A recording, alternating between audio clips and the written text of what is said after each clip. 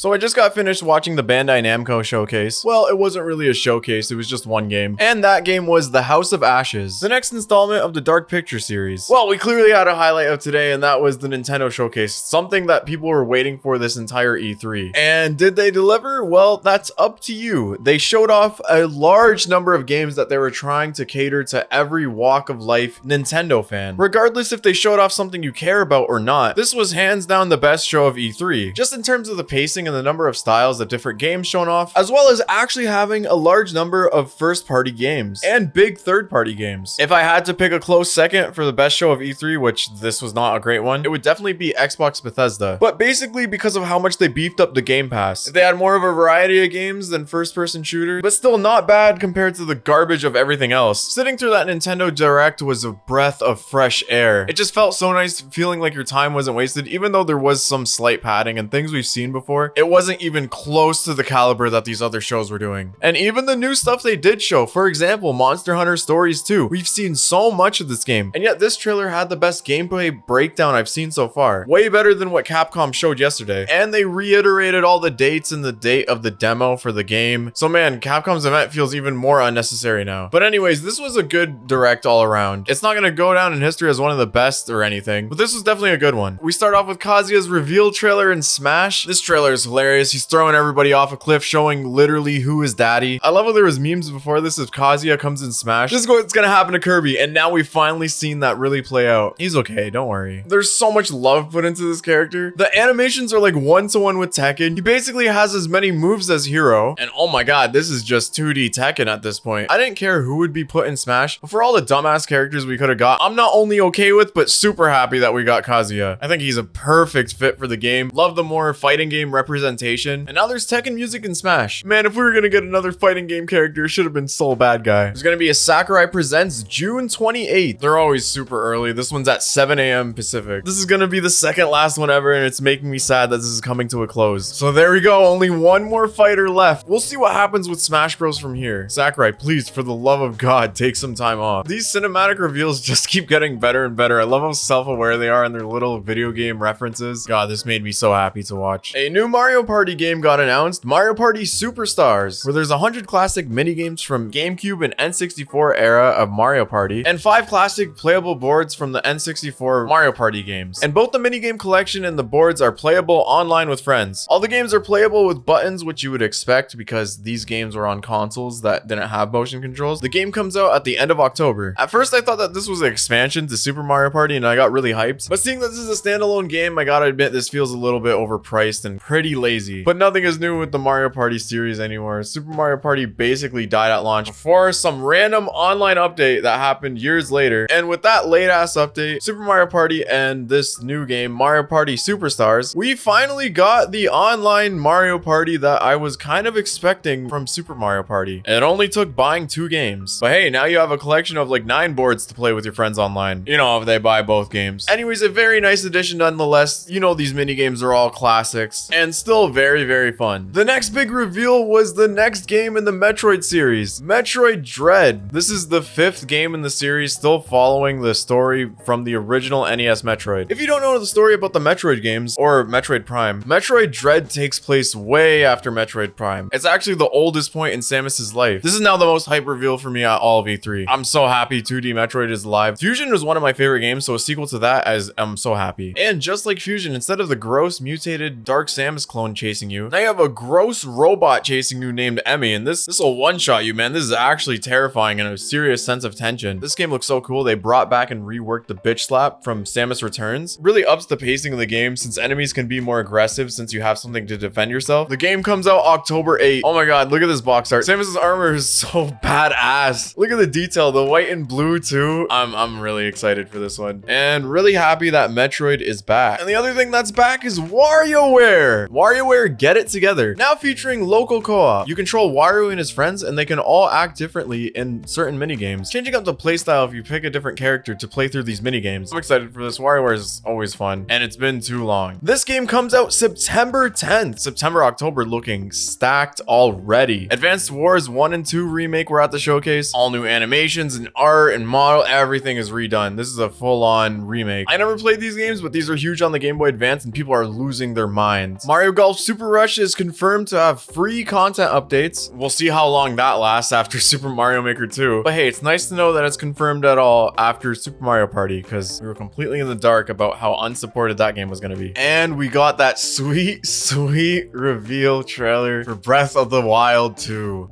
Oh my god, look at this game. Look at the physics. Just, oh, it's so beautiful. These mechanics are awesome. The world is huge, and you can explore both the sky and the ground. So there's probably going to be a lot of easy ways to get vertical momentum real fast, hopefully mitigating all the climbing done in the first game. Oh my god, I'm going to watch this trailer like 8 times after I'm done this video so I can actually like see details and stuff. I'm eating this up. Definitely a highlight of E3. They said they're aiming for a 2022 release date, so nothing set in stone. At least we saw gameplay. This is a very real game, and it looks like they're well into development. So that wraps up the first party stuff, but they're not done there. This was actually such an impressive lineup of third-party support. Square Enix's new Guardians of the Galaxy single-player action RPG game. That's coming to Switch day 1 release, end of October. Super Monkey Ball Banana Mania got announced, so the leaks were right. It's going to be coming to all platforms, but still a great addition to the Switch showcase. It has 3 games, Super Monkey Ball 1 and 2, and Super Monkey Ball Deluxe. And it's $40 on console, $30 on PC. So damn, for 3 remastered Monkey Ball games, that's actually a pretty good deal. Dragon Ball Kakarot and the DLC is also coming to Switch. This is going to be available September 24th. Lots of games coming out September, October. Shin Megami Tensei 5 finally got a big reveal. This game actually looks very awesome. I'm really interested in the series. Looks super good on Switch too. Yeah, I can't wait to try this out. This is a Nintendo Switch exclusive coming out November 12th worldwide. Man, even the SMT3 remake got put on PS4, but this is a Nintendo Switch exclusive. Yo, Nintendo and Atlas, if your buddy put Persona 5 on Switch already. I'm down, I'm into it. I wish you weren't a high school character though. But speaking of high school characters, Danganronpa Decadence, which is a collection of 4 games: Trigger Happy Havoc, Goodbye Despair, V3 Killing Harmony, and Danganronpa S Ultimate Summer Camp, which is like a board game that's been fully revamped. Go off, Danganronpa fans. I might have to check this out, and this will finally be my introduction to the series. This collection of games is just said to be launched this year, so more details to come. And Fatal Frame Maiden of Black Water got shown. This game is coming to all platforms. It's a remake of the 2014 Wii U game, and it wouldn't be a Nintendo Direct without a Wii U port. New features of the port include new cosmetics, and like, that's mostly it. But yeah, new graphics. And the game comes out later this year. No solid release date. The Life is Strange 1 and 2 remasters and Life is Strange True Colors is also coming to Nintendo Switch. You can pick this one up September 10th. And the first wave of Hyrule Warriors DLCs got shown off. Damn, Kazuya threw Zelda down a pit too. And oh my god, the new Nintendo Switch Pro got these nuts. And that wraps up a quick recap of the best E3 show. So yeah, the Treehouse Live event was the Nintendo Direct post show. They played through many of the games shown off at the show, so you can get a lot of gameplay to figure out if you still want to purchase or are interested in some of the games shown off. But something that they played through that wasn't shown at the Direct was No More Heroes 3. It still looks like a Wii game, and that's the style, man. Y'all can't hate on it. I'm gonna be honest, I don't have the time to watch this whole thing. I'm gonna watch this later because tons of gameplay. Best part about Treehouse Live, no smoke and mirrors, just lots of gameplay. If you're interested in any of these games, watch the playthrough. I'm definitely gonna go watch No More Heroes and the Metroid Dread Treehouse event after this. And that leaves us with our final show of E3, which was Bandai Namco. I already said how it was Dark Pictures Anthology's House of Ashes, but this was short as hell. It was only 10 minutes. They really could have just dropped a video. I don't get why it had to be some scheduled E3 event. I'm not saying this is like a big waste of time or expected them to drop freaking Arc System's My Hero Academia fighting game, but it's just, what was the reason to schedule an event? Just like drop a video.